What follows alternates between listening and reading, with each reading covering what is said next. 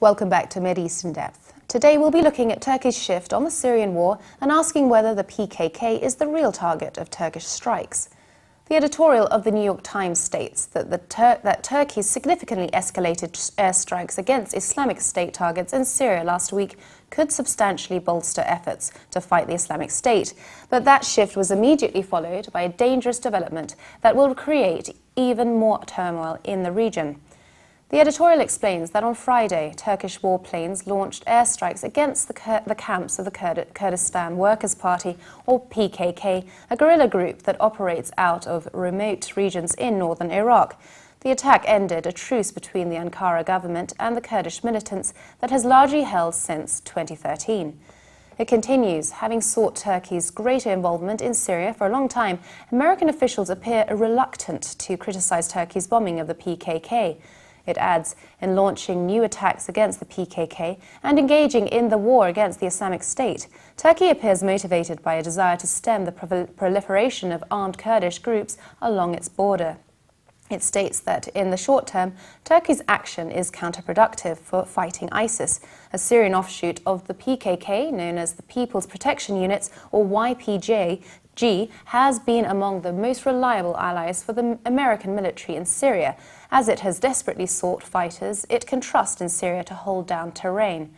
The editorial concludes, Turkey appears more willing than ever to take meaningful steps to choke off the Islamic State's pipelines of fighters and money.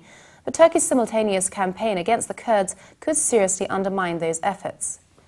Metin Gürkan writes in Al Monitor's Turkey Pulse that Turkey's decision to open two fronts against the Islamic State and the PKK complicates US cooperation with Kurds in Syria.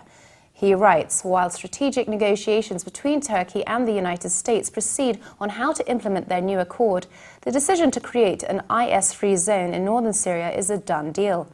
He points out, as force stepped up clashes between the PKK and Turkish security forces inside Turkey, the outlook is bleak.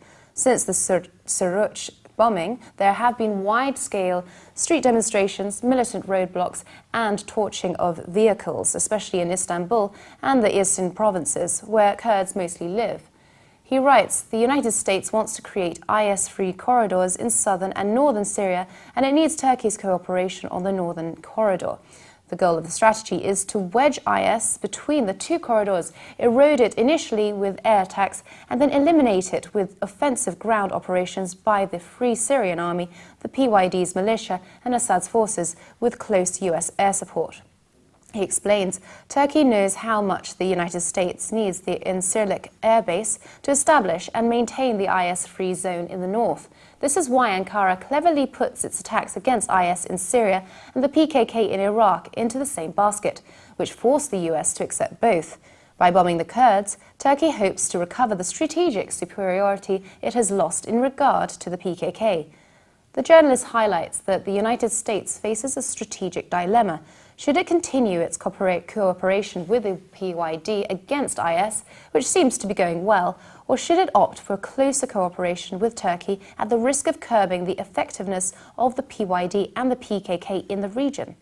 The article concludes that when it comes to what is transpiring on the ground, it is not yet clear whose hands are in whose pockets, where alliance interests might change without notice, and where interest and the quest for power could make a mockery of ideology.